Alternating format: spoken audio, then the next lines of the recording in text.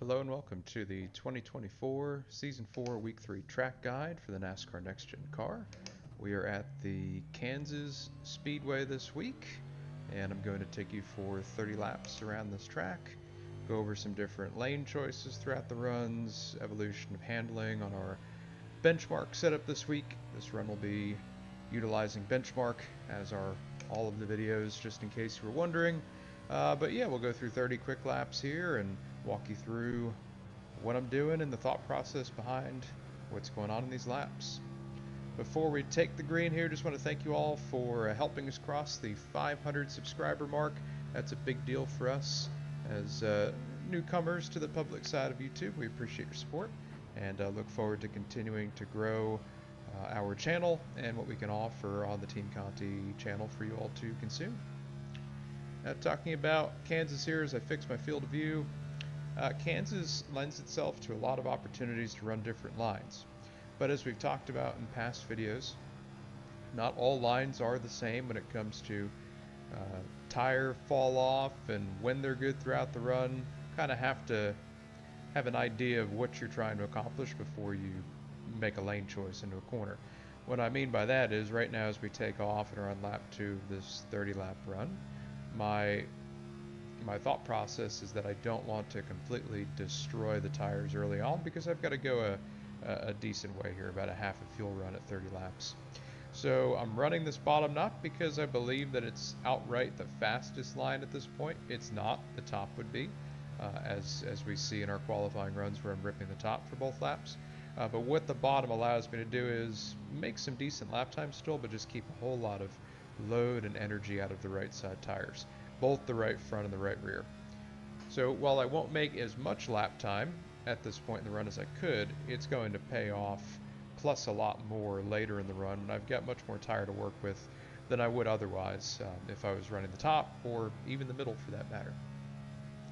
So right now, like I said, this is the tire management point of the run. Very, very heavy tire management the first 10-15 laps at Kansas. Lots of heat this week and lots of wear. Track temperature isn't necessarily too hot at about 100 or so degrees, but it's still hot enough to make tire management critical to being successful this week.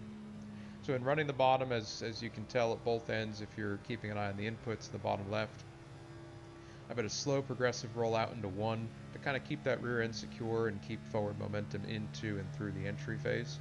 As you'll see right here, I get up to the wall and my arc out, and then I slowly roll off at the top end of the pedal before a quick let off at the bottom.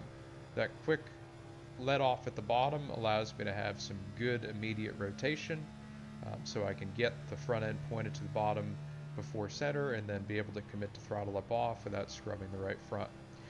3 and 4 is the tighter corner this week, probably more so to do with the wind direction. But because of that, because I've got less available front grip and turn into 3, you'll notice that I lift out of the throttle a bit quicker from top to bottom just to get that rotation done a little bit earlier in the corner.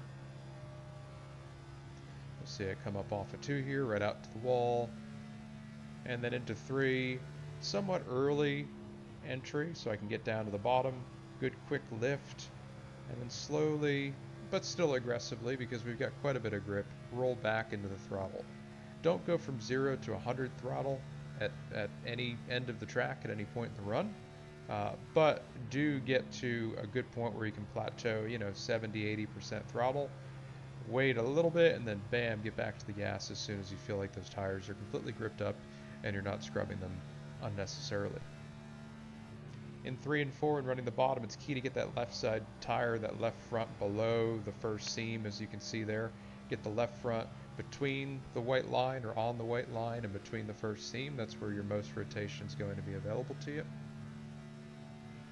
And then in 1 and 2, it's very easy to hit the apron because there's parts of the corner where you can really get on the white line and still be on the track, and then it seems like there's other parts of the corner where the white line isn't exactly on the track anymore, it's a bit on the apron. So whoever was painting the line didn't exactly paint it perfectly, so just watch using the paint in 1 and 2 because it could be beneficial or it could bounce you off the bottom and really upset the front turn of the car. We're approaching lap 10 here, and you can see I started off at a 31.18. I'm still comfortably running 31 twos, low twos.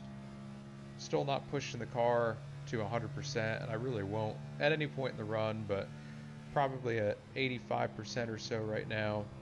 Just trying to manage the tires. So when I get to lap 20 and beyond, I've got something to really work with. You can cut the apron down the front stretch and gain probably a half a tenth a lap, but I'm not doing that for the purpose of this video or even in a race, because I feel like you're just, again, unnecessarily putting energy through the tires and just working harder for minimal gain. Just keep it up on the track to keep your runs constant 1-to-1.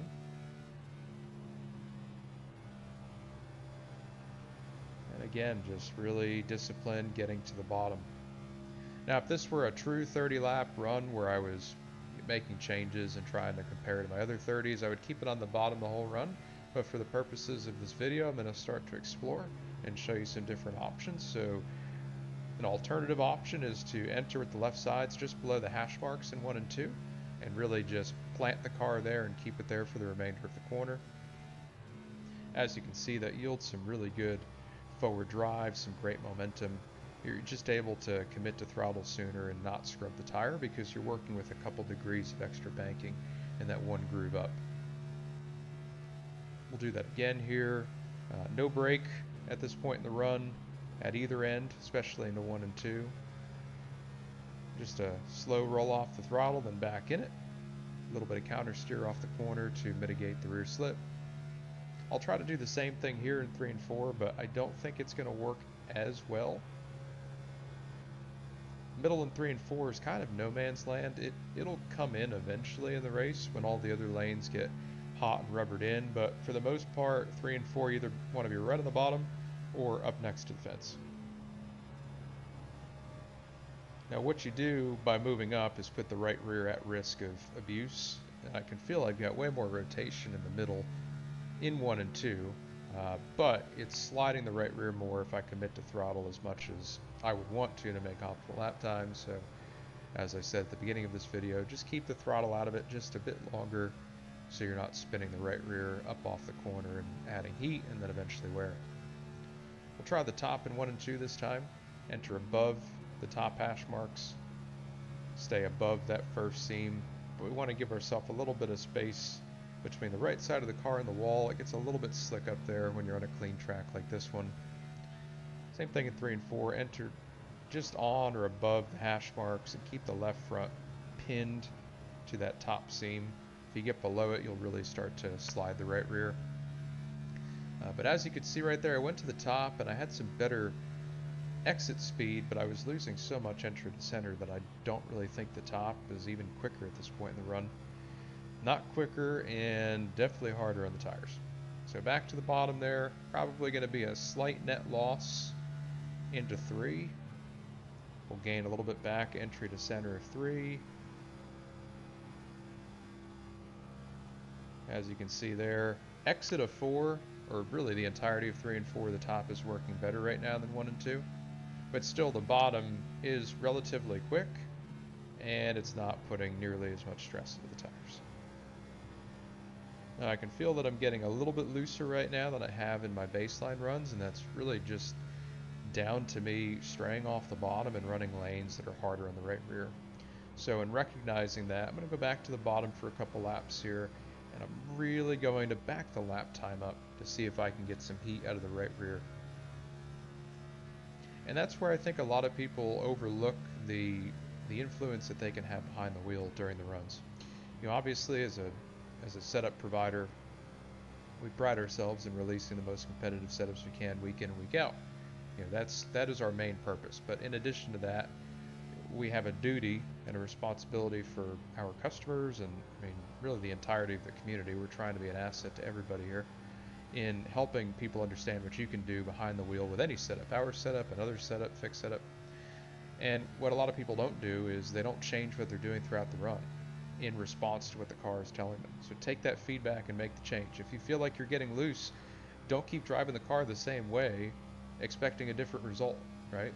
Start to change it up. If you feel like you're getting loose, back up your on throttle point a little bit. If you feel like you're getting tight, back up your entry point a little bit. Do that for a couple laps and then try to get after it again and see if the tires are back in a better window. Sometimes you can get the tires back in a better window and fire back off with some good speed, and then other times you've just hurt them so much the first part of the run that it doesn't make a difference and you just have to ride it out until you put new tires on it. But really, you can do a lot behind the wheel, and it is up to you as the driver to make those informed decisions. So with all that being said, I backed it off for a couple laps here into the 31.7s, which are still respectable for this point in the run, these track conditions, but not necessarily lightning quick. I'm going to go back to the line that I think is the best in 1 and 2 for speed at this point, which is 1 lane off the bottom, and we're going to see what kind of lap time I've got in this car. Out into the corner, watch the rear slide. Lots of time made up on entry and some pretty good exit stability. I'll go back up to the top here in 3 and 4. I'm going to lose some on entry. Watch my throttle on exit, but I should start to gain it back. Gain it back, gain it back, and yeah, really good. So that tells me that I did a good job managing the tires right there. I understood that I was getting loose and immediately reacted and didn't get them too far to the window. Now what I'm not going to do now is lose sight of the fact that I was just loose a couple laps ago and struggling. If I lost sight of that, I would start ripping the fence. But if I do that, I'm just going to be back in the same boat again, and I'm going to be too loose in a couple laps. So back down to the bottom. I'm not going to rip off another 6 here. Might even fall into the 8s, and that's okay. Remember, our fuel runs are 60 laps plus, so while 30s are good runs to make to understand the overall evolution of the car and maybe some things to look for, you've got to go past that 30 in your races. And if you cook the tires to get your best 30 overall lap time, you're going to be in trouble through 60 and beyond. So back to the bottom, giving up a little bit of time right now, but just trying to settle the rear back down. And the unique thing to Kansas is that with the relatively smooth surface and the way that I guess the track surface is gripped up or set up or whatever you want to call it on iRacing, it's very easy to step over the limit and slide the tires beyond the point with which they want to be slid, and you can do irreparable damage to them. You definitely want to be looser than tighter. If you're tight, you really can't make speed here, so that's why I'm a little bit on the loose side on the benchmark setup, and I definitely have to not overstep on exit, or else I would certainly be at risk of spinning out. But there's not a whole lot of feedback sometimes at this track surface. You really have to be on top of things. Car kind of feels numb overall because it's a newer surface as per the scan that we're racing on here. So really just be careful with the slide. Really be looking for any indication through your force feedback, your haptic rumblers, and your pedals, whatever you've got to tell you what the car is doing. Make sure you're listening and in tune with that. Now I still feel like I'm too loose to really start attacking the top, but I can try it out here just to see what happens. Slow lift again. So I'm loose right here. I'm loose. Feel pretty gripped up. Wide open throttle. Quite a bit of counter steer up off the corner, but still really, really great exit speed. Back to 3 and 4. A little tight on entry due to the wind.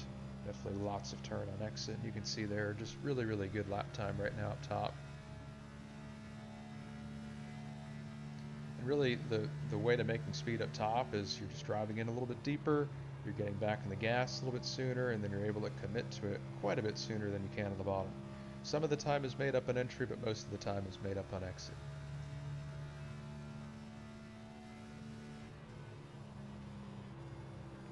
Slowly work back in the gas. Watch that looseness crossing over the seam. Little counter steer there, but very much in control. Go back down to the second lane in 1 and 2. Try to wrap that. Watch the slip, so I'll gain a little bit on entry, and then I'm going to lose all of that plus some exit and down the back. But still not bad. Half a tenth, 3/4 of a tenth or so. Top in 3 and 4 is definitely the place to be right now. Bottom isn't nearly as quick. That will change in the race. A lot of people are going to go and rip the top early on. They're going to grease it up, and it's not going to become as potent for as long, but at some point you will have to run up there. Back to the first lane, or second lane in 1 and 2. Some good grip still, feeling quite nice. Again, a little bit on the loose side, but have to be to make speed here. Got to keep the car neutral and rotating and not bogged down. Which is a big reason why we're in 4th gear here and not 5th. 4th allows us to sustain some more RPM without nailing the chip too bad at the end of the straightaway. So 4th gear this week, not 5th. Hopefully you all caught that already. Back to the top in 1 and 2. I'm going to try to put together a couple flyers here to end this 30-lap run.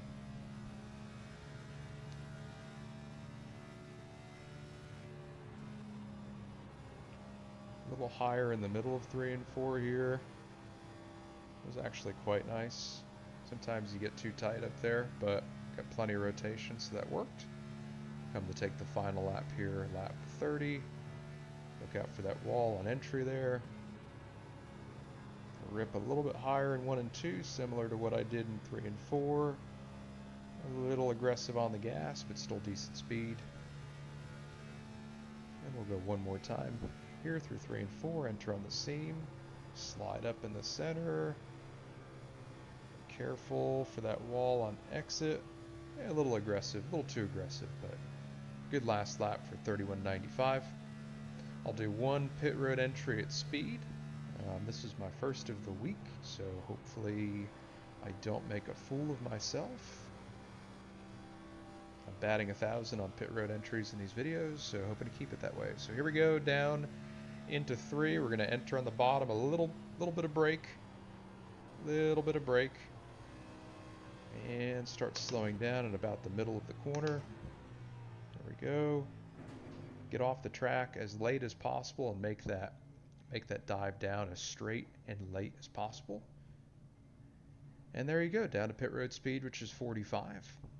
Make your way into your pit stall and complete your run. So one thing that I didn't get to mention too much over that run was how you can start to incorporate some brake into your laps into turn 3. So when you're running the top or even the middle in 3 and 4 later in the run, you're not really going to need any brake, maybe until like 40 or 50 in.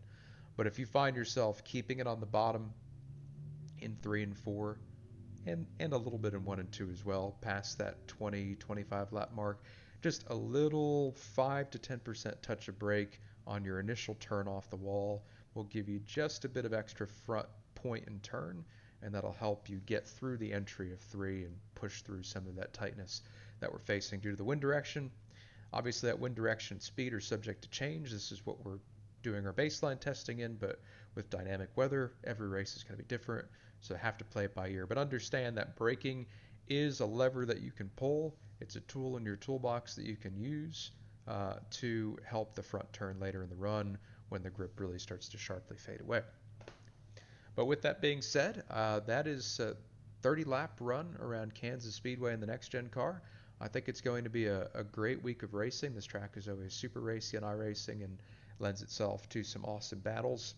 I believe we had some drafting changes in the last build, so curious to see if we're any less packed up early on. Fingers crossed that we are and we can get away from each other. But yeah, that'll do it for me. I hope you all enjoyed the video. Week 3 is upon us, and good luck to you, and we'll look forward to seeing you in week 4. Take care, everybody.